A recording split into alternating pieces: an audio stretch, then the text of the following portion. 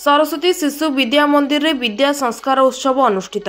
गजपति जिला पारलाखेमुंडी स्थित सरस्वती शिशु विद्या मंदिर रे आज 9टा बेले विद्या संस्कार उत्सव अनुष्ठित होईछि।